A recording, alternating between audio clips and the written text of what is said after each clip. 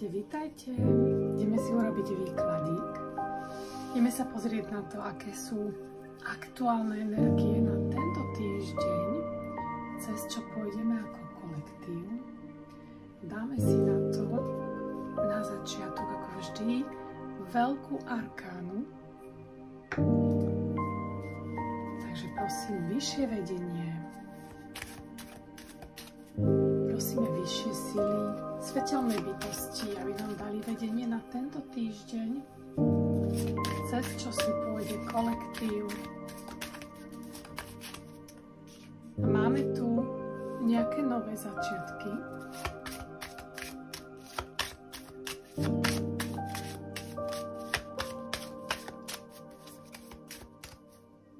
Každopádne niečo nové.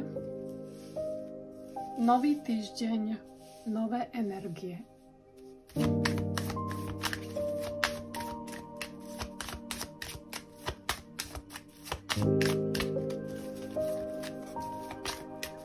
Poprosíme druhú kartu a budeme tu mať posuny. Takže niekam ideme. Ideme do nejakých nových začiatkov a pozrite sa na to. Vôbec som to nechcela, ale proste s tým neurobíme nič, máme tu milencov. Takže je tu nejaký nový vzťah, je tu nejaký posun. Čo sa týka nejakého vzťahu, či to chceme alebo nechceme, jednoducho to tu je. A ideme sa pozrieť, o čom budú tie nové začiatky. Je to niečo, máme tu sedmičku pentaklov, čiže je to niečo, na čo sme veľmi dlho čakali. Zrejme sme tu investovali veľa energie, veľa času, veľa sme nad tým rozmýšľali. Je to niečo, po čom sme túžili, toto je manifestácia, proste sme si to zmanifestovali už dávno a stále tu bola akoby tá nula, to čakanie, už kedy to proste začne. Je to niečo dlho očakávané. Pozrite sa, ako mi skáču. Wow. Toto je náš najväčší sen. 10 pohárov. Je to ten najväčší sen, ktorý sme proste tak strašne chceli.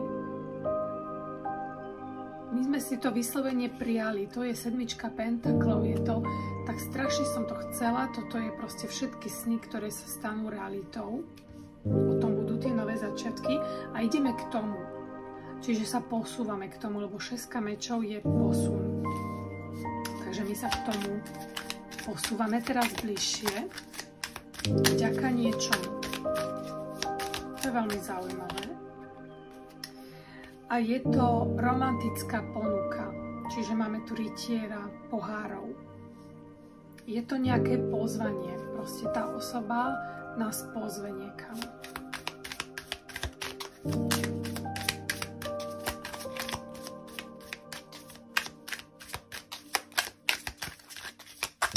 O čom sú tie nové začiatky ešte? Niečo sa posunie, lebo máme tu vychádzanie z toho mentálneho väzenia. Už sme si ani nemysleli, že to je proste možné. A my sa musíme vedieť tomu otvoriť. Takže ak vás niekto teda pozve, tak otvorte sa tomu, lebo je to naozaj o tom, že či vy si to dovolíte. Či vy skutočne dovolíte tomu, aby to prišlo do vašej reality. Lebo je tu nejaký strach z toho. Hej? Áno, je tu strach, vidíte padlami, z toho, že znovu to nevyjde, sa to znovu nenaplní, je tu strach z opustenia. Takže pozor na to. Ale sú to vaše túžby a nádeje a bude tu daná investícia. A mimochodom už ste do toho vyinvestovali veľa, čiže je tu nádej na to, že sa to splní. Tak viac kariet som si dala na tohto blázna, na tieto nové začiatky. Takže ak máte nejaký taký vzťah, ktorý s týmto rezonuje, tak vedzte, že je to tu, sú tu nové začiatky na tom vzťahu. Teraz mňa by zaujímalo, že kam sa budeme posúvať. Ako sa to bude posúvať? No. Áno, posúva sa to tak, že doteraz to stálo, máme tu výsca a je tu obrat. nastáva tu obrad.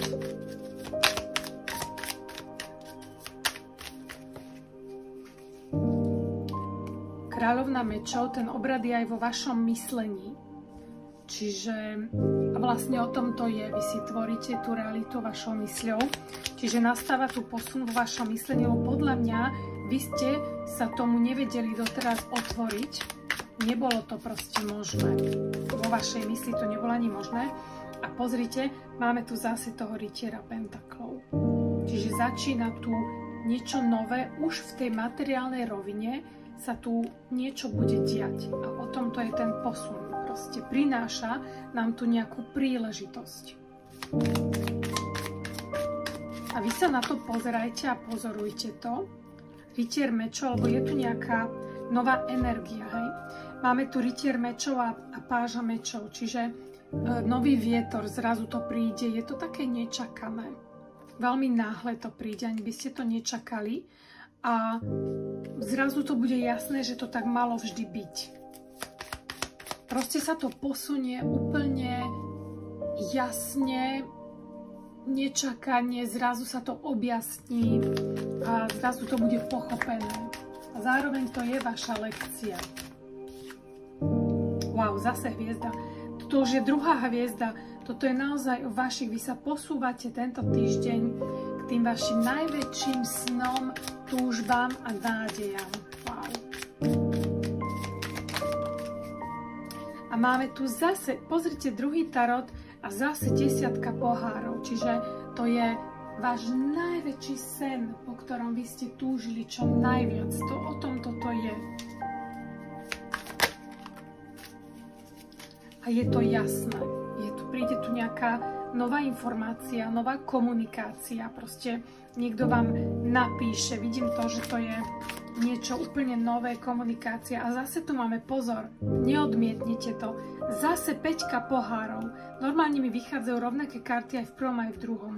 Takže pozor na to, aby ste to vy sami nepokazili alebo neodmietli, lebo sa mi zdá, že mohlo by to aj tak byť. Takže pozor na to.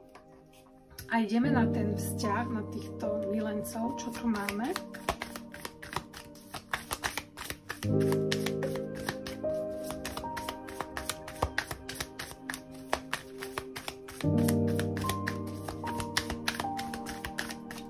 O čom sú tí milenci?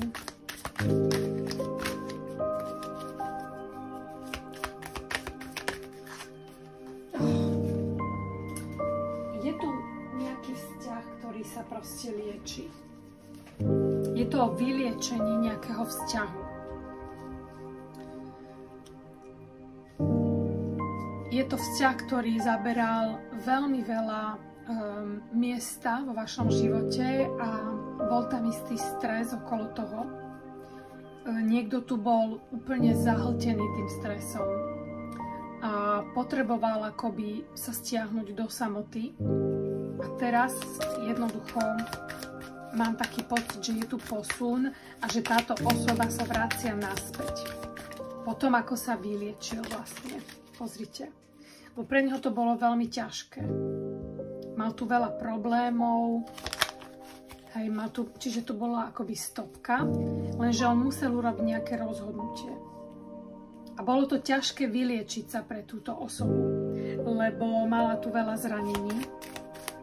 A nejaké ťažké rozhodnutie, komplikované. Zrejme medzi dvoma vzťahmi tu bol.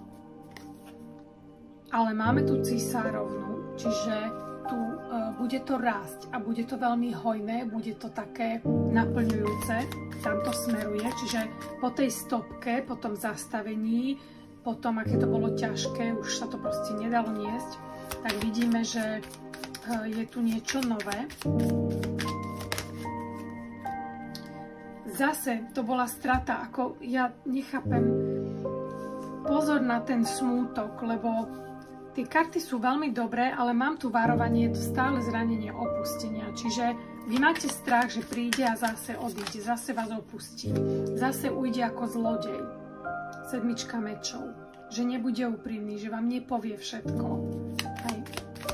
Takže pozor na to. A je to ten kráľ vášho srdca. máme tu toho muža, máme tu cisárovnu, máme tu toho muža, ktorý je v srdci. Lenže tá cisárovna má strach, to ste vy. Vy tu máte strach z opustenia a to, že zase ujde. Takže je to tu na vás, hej. A on, ale je tu návrat, je tu posun v tom vzťahu. Budete tu mať komunikáciu, budete tu mať, a pozrite, a on sa posúva, on sa pozerá do budúcnosti, čiže on niečo plánuje. Už si tak viac verí a je možné, že je slobodný teraz, ak predtým nebol. Každopádne urobil tu nejaké rozhodnutie do budúcnosti a pozerá sa do tej budúcnosti.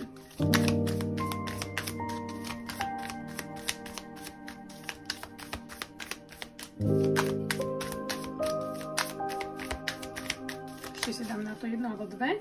Takže áno, už on sa vráti vo väčšej harmónii. Podarilo sa mu nejakým spôsobom nájsť rovnováhu a takto sa on vráti.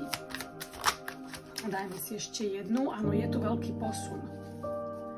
A ten posun je veľmi šťastný. Čiže začína tu nový cyklus na tomto vašom vzťahu.